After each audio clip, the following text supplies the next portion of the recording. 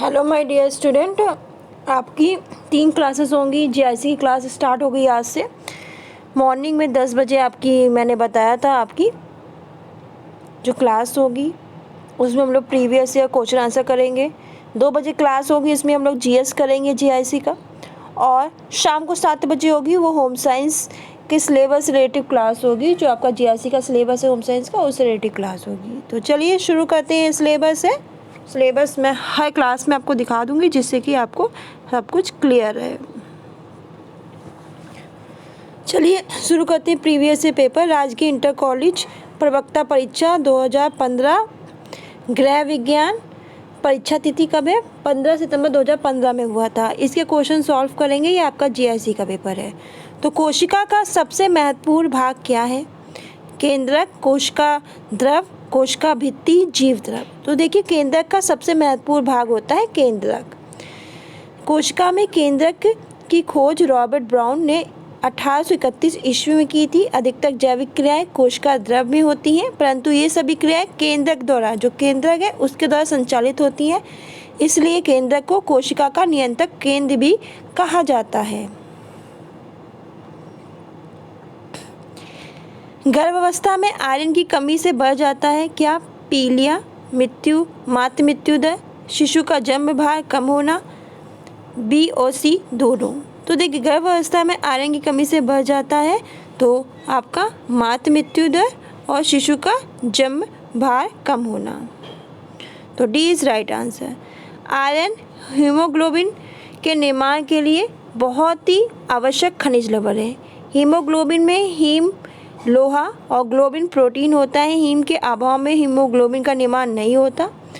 गर्भवती स्त्री में रुधिर की कमी हो जाती है, जिससे शिशु का वजन कम होना, 9 महीने से पहले डिलीवरी और शिशु की मृत्यु भी हो सकती है। फिर प्लेग्रा नामक रोग निम्न में से किसकी कमी से होता है? तो आपका प्लेग्रा नामक रोग आपका नाइसिन की कमी से होता है। तो इसका option C is right answer है।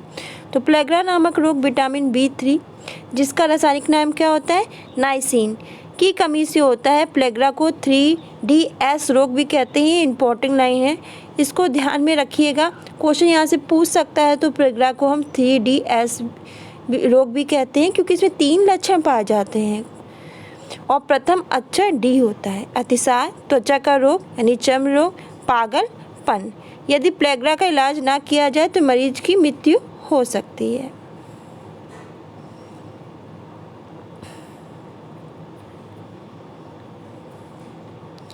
नेक्स्ट क्वेश्चन है, मधुमेह के रोगी को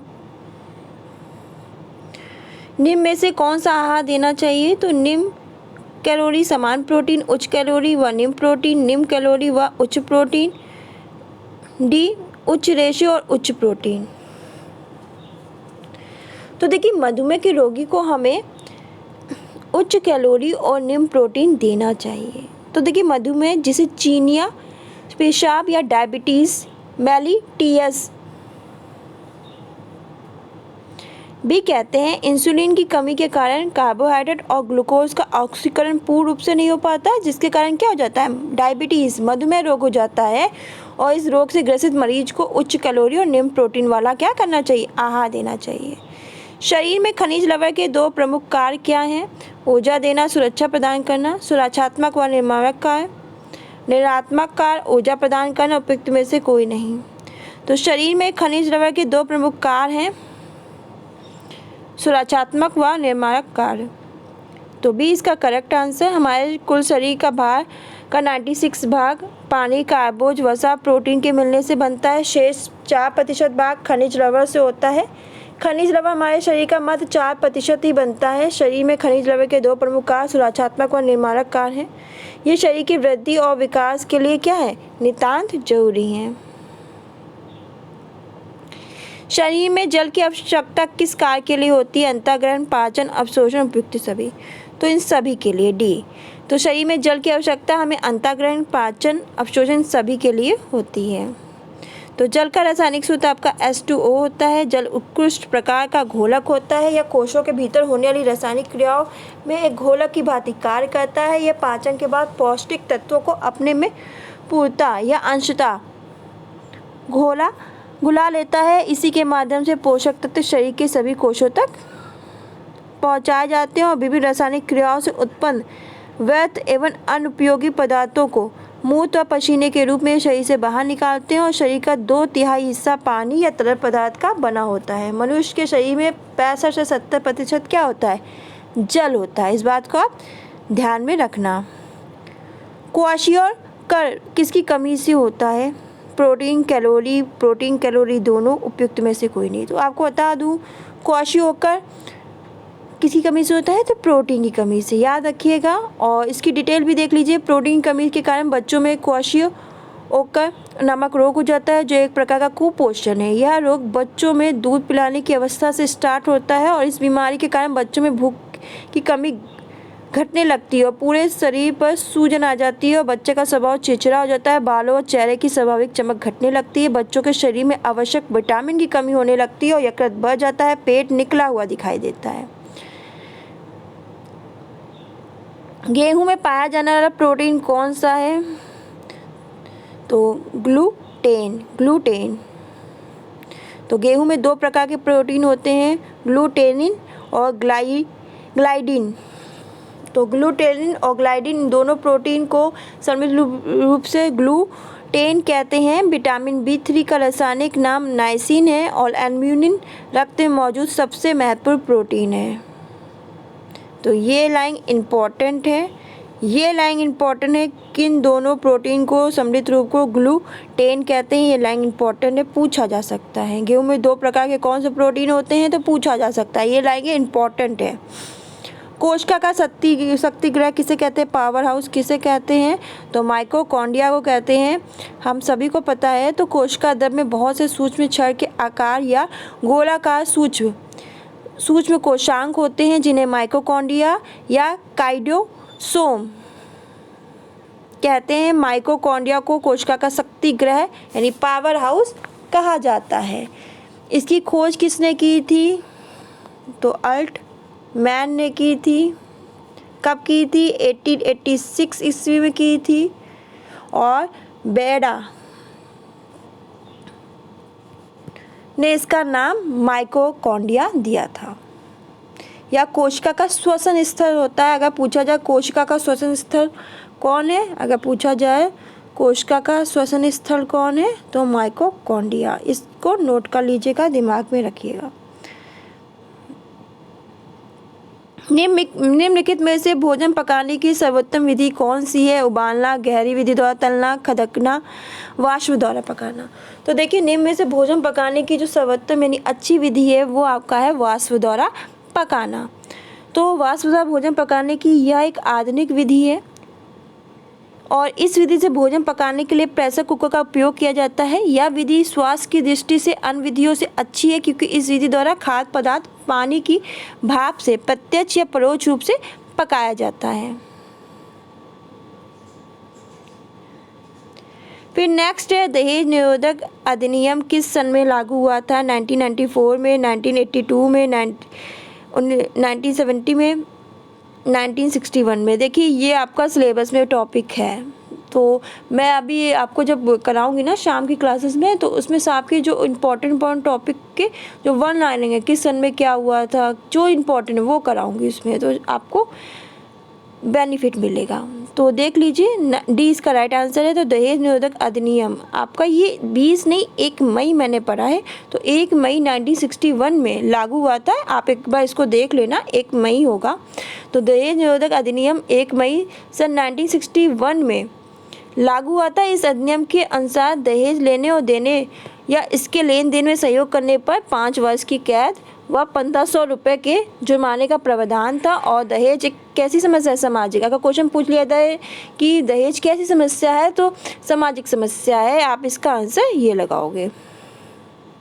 सरसों के तेल में अर्जिमोन तेल द्वारा मिलावट को किस परीक्षण द्वारा जांचा जाता है? नाइट्रिक अम्ल मिलाकर, साइट्रिक अम्ल मिलाकर, एसिटिक अम्ल मिलाकर, उपयुक्त में से कोई नहीं। तो आपका है नाइट्रिक अम्ल मिलाकर। तो अगर सरसों के तेल में अर्जिमोन तेल मिलाया गया हो तो उसमें नाइट्रिक अम्ल मिलाकर अर्जिमोन तेल की पहचान की जाती है, उसका हम पहचान कर लेते हैं। नाइट्रिक अम्ल मिला के हम इसमें पहचान कर लेते हैं कि इसमें मिलावट की गई कि नहीं, इसको जांच लेते हैं।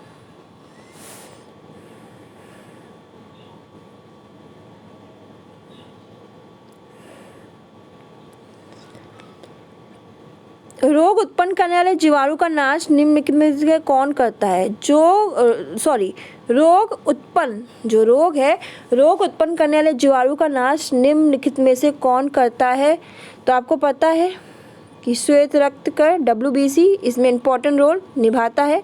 तो राइट आंसर बी है। तो WBC हमारे शरीर को रोगों से सुरक्षा प्रदान करता है, हमारे शरीर के अंदर हानिकारक जीवाणुओं को नष्ट करता है और एक वयस्क मानव के शरीर में WBC की संख्या 5 से लेकर 11,000 प्रति घन मिलीलीटर रक्त में होती है। ये क्वेश्चन इंपॉर्टेंट है, ये पॉइंट इंपॉर्टेंट है, ये लाइन इंपॉर्टेंट है, क्वेश्चन यहाँ से बन सकता है।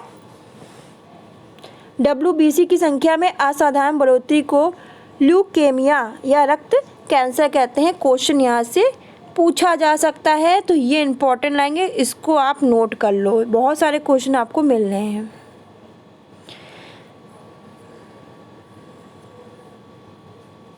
परबॉइल्ड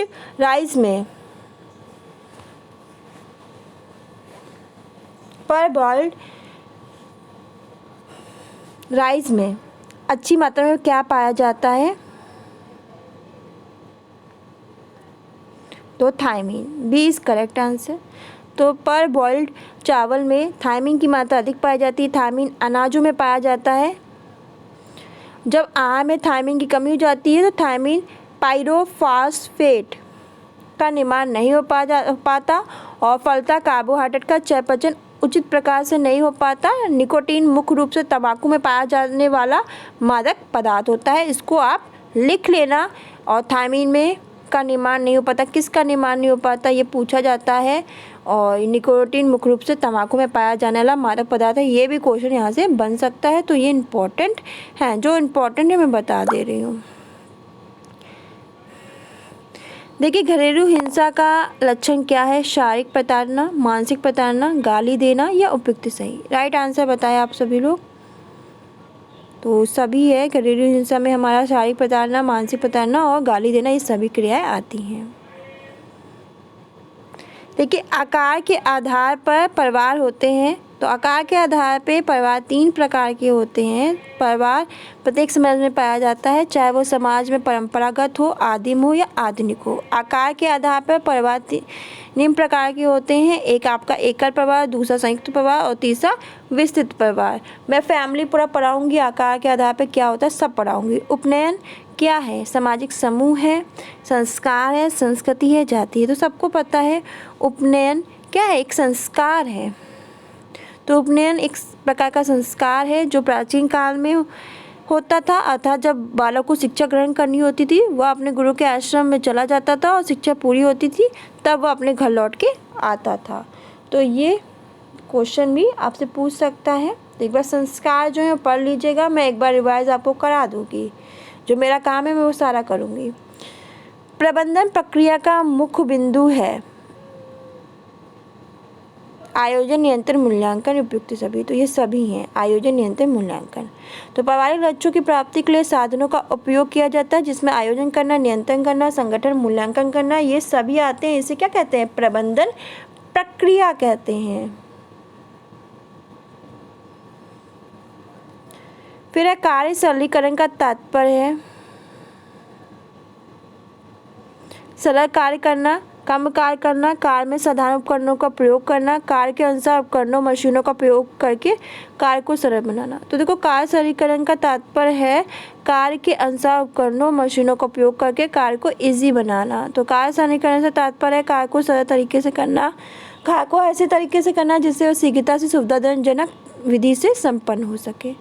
प्रबंधन एक है, क्या है? प्रबंधन एक मानसिक प्रक्रिया है, ये सबको पता है। ये क्वेश्चन बहुत बार पूछा जाता है। तो ग्रास और कैडल ने गृह व्यवस्था को मानसिक प्रक्रिया बताया है। इसमें पारिवारिक साधनों का प्रयोग करके आयोजन, नियंत्रण, मूल्यांकन के द्वारा पारिवारिक लक्ष्यों की प्राप्ति की जाती है। किसी उत्पाद पर MRP से क्या अभिप्राय है?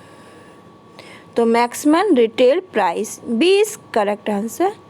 तो किसी उत्पाद पे MRP से तात्पर्य अधिकतम खुदरा मूल्य।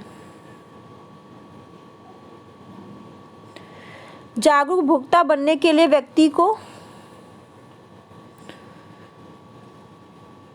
बिल लेना आवश्यक नहीं है, विज्ञापनों से प्रभावित होना चाहिए, उपभोक्ता अधिकारों के प्रति जागरूक होना चाहिए, उपयुक्त में से कोई नहीं। तो सी इज करेक्ट आंसर, उपभोक्ता अधिकारों के प्रति जागरूक होना चाहिए। उपभोक्ता से अभिप्राय है जो कि मूल्य अदा करके कोई वस्तु खरीदता है या सेवा प्राप्त करता है। जागरूक उपभोक्ता बने रहने के लिए हमें कुछ बातों का ध्यान रखना बहुत जरूरी है कि वस्तु को खरीदते समय लेबल को अवश्य पढ़ें। लेबल पे वस्तु की मात्रा, वजन, संगठन, विशेषता, मूल, उपभोग में लेने की अधिकतम अवधि, batch number, licence number, code number, निर्माता का नाम, पता, सभी आवश्यक सूचनाएं साफ साफ और स्पष्ट अक्षरों में लिखी रहती हैं। उपभोक्ता अधिकारों का समूह है सुरक्षा का अधिकार, चयन का अधिकार, सुनवाई का अधिकार, सूचित किए जाने का अधिकार, चयन करने का अधिकार, खरीदने का अधिकार, उपभोक्ता शिक्षा का अधिकार, सुनवाई का अधिकार, उत्पादन का अधिकार। उपयुक्त में से कोई नहीं। तो राइट आंसर है ए, सुरक्षा का अधिकार, चयन का अधिकार और सुनवाई का अधिकार उपभोक्ता अधिकारों का क्या है? एक समूह है, ग्रुप है। तो उपभोक्ता संरक्षण अधिनियम 1986 के तहत उपभोक्ताओं को निम्न अधिकार दिए गए हैं: सुरक्षा का अधिकार, चयन का अधिकार, सुनवाई का अधिकार, सूचित किए जाने का अधिकार, ये सब। प्रबंधन के उत्प्रेरक कारक हैं मूल्य, लक्ष्य, स्तर। तो ये सभी मूल्य, लक्ष्य, स्तर, ये सब क्या है? प्रबंधन के उत्प्रेरक कारक है। इस बात को आप लोग ध्यान में रखना। तो डी इज करेक्ट आंसर। मूल, लक्ष्य, स्तर, ये बहुत क्वेश्चन पूछा जाता है तो इम्पोर्टेंट है।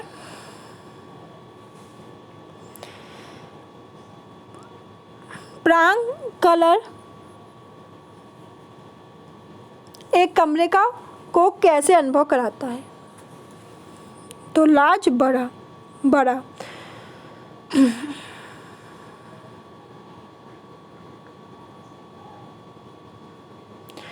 निर्णय प्रक्रिया के साधन है संसाधन, निर्णय प्रक्रिया, ज्ञान व कुशलता, उपयुक्त सभी। तो निर्णय प्रक्रिया के संसाधन भी हैं, निर्णय प्रक्रिया के साधन है संसाधन, निर्णय प्रक्रिया, ज्ञान, कुशलता, ये सभी हैं। तो डी इज करेक्ट आंसर। सभी संभावित विकल्पों में सर्वश्रेष्ठ का चयन करना ही निर्णय प्रक्रिया होता है। आपको बहुत सारे विकल्प दे दीजिए, उसमें से आपका जो विकल्प एकदम राइट है, एकदम सर्वश्रेष्ठ, इससे बेहतरीन कोई है नहीं, उसका चयन करना ही क्या है? डिसीजन मेकिंग है। निर्णय प्रक्रिया के निम्न साधन है संसाधन, निर्णय प्रक्रिया, ज्ञान और कुशलता। देखिए, एक बार चेचक हो जाने के बाद प्रायः उस व्यक्ति को दोबारा चेचक नहीं होता है। ये आपका प्राकृतिक प्रतिरक्षा के कारण, क्रमिक प्रतिरक्षा के कारण, अर्जित प्रतिरक्षा के कारण, निष्क्रिय प्रतिरक्षा के कारण। तो आपका अर्जित प्रतिरक्षा के कारण एक बार चेचक हो जाने के बाद प्रायः उस व्यक्ति को दोबारा चेचक नहीं होता है। चेचक एक अत्यंत भयानक रोग है। यह रोग दिसंबर से मई जून तक फैलता है। शायद पूछ ले, वर्षा काल में यह रोग समाप्त हो जाता है। और यह रोग विषाणु द्वारा फैलता है। यह विषाणु रोगी के नाक, कंठ और रक्त में रहता है।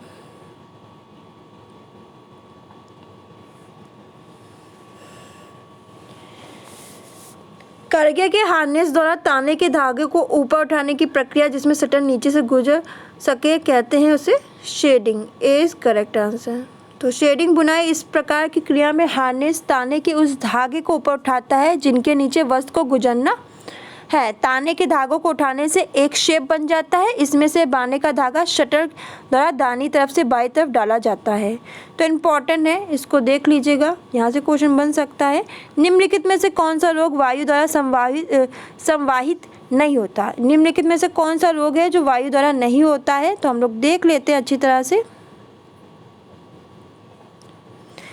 छोटी माता, जुकाम, खांसी, टाइफाइड, वायरल बुखार। तो सी इज करेक्ट आंसर, टाइफाइड, मोती झाड़ा।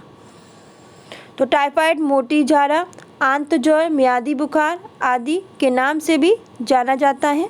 यह रोग संसार के सभी देशों में होता है। भारत गर्म देश है। यह रोग अधिकतर ग्रीष्म ऋतु में फैलता है। शायद ऋतु पूछ ली जाए। और यह कैसा संक्रामक रोग है? इस रोग के रोगाणु जल और भोजन में पाए जाते हैं। संचार के माध्यमों का चयन आधारित है संचार के उद्देश्य पर, संदेश की प्रकृति पर, नवाचार पर, उपयुक्त सभी। तो संचार के माध्यमों का चयन आधारित है आपका संचार के उद्देश्य पे, संदेश की प्रकृति पे, नवाचार पर। तो ये उपयुक्त सभी इसका राइट आंसर है, डी इज़ करेक्ट आंसर। तो स्टूडेंट आज हम लोगों ने टोटल 30 क्वेश्चन प्रीवियस ईयर के सॉल्व किए हैं। अभी और क्वेश्चन बाकी हैं, कल हम लोग मॉर्निंग में फिर सॉल्व करेंगे। इससे आपके बहुत से क्वेश्चन तैयार हो गए। आज इन क्वेश्चन को अच्छी तरह देखिएगा और इन क्वेश्चन से और क्वेश्चन जो बन रहे हैं उनको भी देख लीजिएगा। ये आपके पेपर में इस तरह से क्वेश्चन बन के आते हैं। तो मिलते हैं कल सुबह। धन्यवाद।